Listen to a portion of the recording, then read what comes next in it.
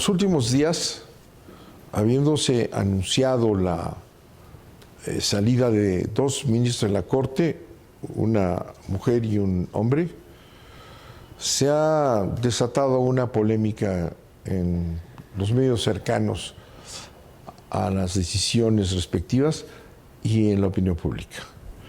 Como resultado de la anterior designación de un ministro de la Corte, Medina Mora, que generó un gran debate nacional porque se señaló que no tenía los requisitos constitucionales para hacerlo y sin embargo se impuso.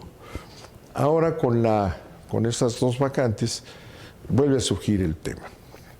Nosotros presentamos desde el 24 de febrero una iniciativa precisamente para atacar este problema.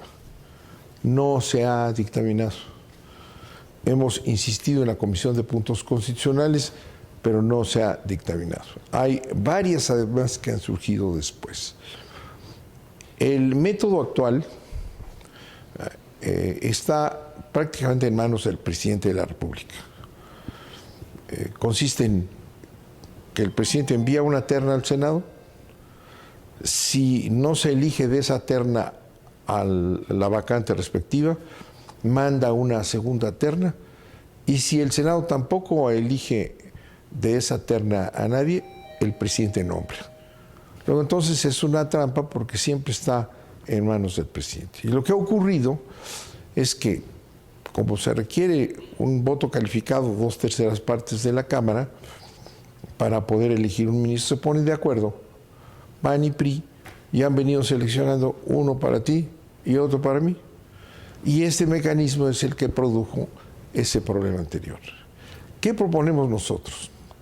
Lo que proponemos es que se termine ese control del presidente de la República de la integración de la Suprema Corte de Justicia, porque lo que resulta, y lo hemos visto últimamente, es que la Suprema Corte queda sometida a los intereses del presidente, que es el que nombra. No está así desde el principio. En 1917, la Constitución de Querétaro, precisamente para evitar este control del presidente de un poder cuya responsabilidad es controlar al presidente, se estableció que los ministros de la Corte los nombraban los congresos de los estados. Fue el general Obregón, presidente de la República, el que modificó este mecanismo para establecer el actual. Es absolutamente indispensable que esto cambie, que la Suprema Corte no sea el producto del presidente, porque la Suprema Corte, repito, debe de controlar la constitucionalidad de los actos del presidente y también del Congreso.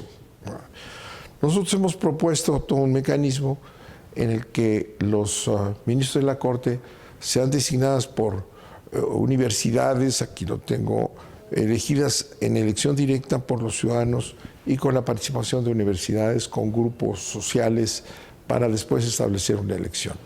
De manera que buscamos que sea este mecanismo, sean ciudadanos los que decidan y no definitivamente el presidente de la República. Hay otros mecanismos.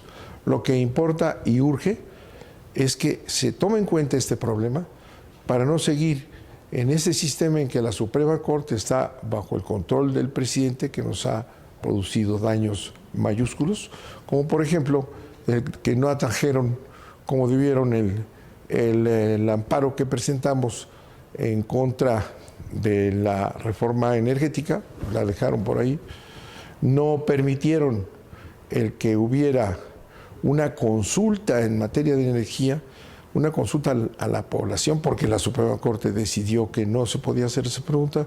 Y finalmente otro caso emblemático es el de la negación de sus derechos de Carmen Aristegui por la propia Suprema Corte de Justicia, que si bien había dicho que lucharían por la libertad de expresión, la acción que liquidó a esta gran periodista de su estación, en donde tenía un importantísimo auditorio, pero le cayó mal al presidente y la Suprema Corte no atendió su demanda. Muchas gracias.